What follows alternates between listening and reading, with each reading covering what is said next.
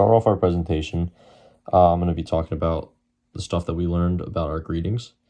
A little thing I noted was right at the end was that the book that they put everything into was titled The Murmurs of the Earth. I thought it was a cool title. And I also thought that it was interesting that only 25 of the most common languages were originally going to be in the record, but it was then switched to 55 later on down the line. Another thing was that all the languages were translated to English, so some to most kind of sounded a little out of place because obviously they aren't meant to be spoken in English, so they kind of translate a little weird. And some examples of this would be Greek. And greetings to you, whoever you are. We come in friendship to those who are friends. So I thought that was kind of unique. And then I'm not gonna lie, I don't know how to pronounce this. I'm gonna just say Quechua. Hello to everybody from this earth in Quechua language. So I thought it was kind of unique that they said hello to everybody from this earth. I don't know, it just sounds odd and goes along with all the languages not really sounding right in English. Okay, next.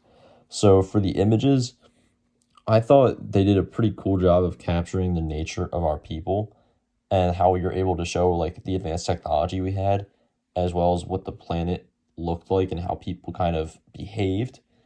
And the images I chose right here to talk about aren't too overwhelming for extraterrestrials to look at and take in. So the one on the left is the colors and the wavelengths, or not really wavelengths, but just the color waves. I thought that was cool because it shows how we perceive the world and how we perceive everything outside of our world, and that's how we would perceive the aliens or extraterrestrials, and that's how we would see them in color. And then I chose the one on the right with the X-ray because it showed them what kind of technology we were capable of at the time and how we were kind of self-aware and we knew what was going on inside our own bodies. So what we learned about the sounds. Now, I think they put all of the sounds about animals and people in there because it shows how diverse our planet was, and it shows that we weren't the only people on the planet, or not only people, but only beings on the planet.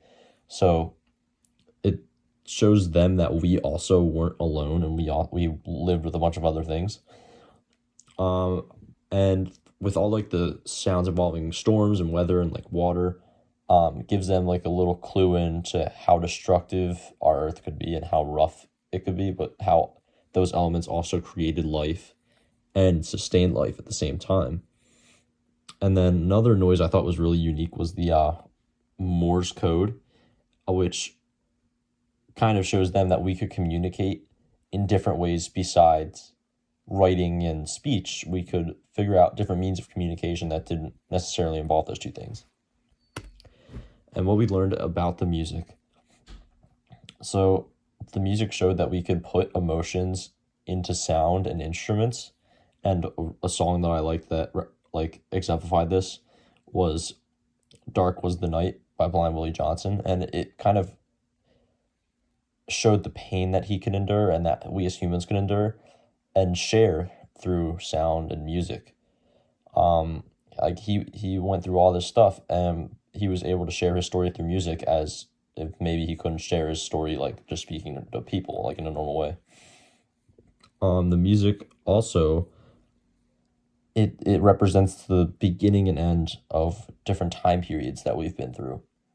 It takes from all different genres, and also similar to the greetings, we all have speech in common. We can all talk, but we all listen to music. That also connects us. We all listen to music. With speech, we have barriers, but with music, anyone can enjoy it, even if they don't understand it. And even if you don't listen to the same music, everyone listens to some sort of it, so that kind of connects people, and otherwise we might not be connected.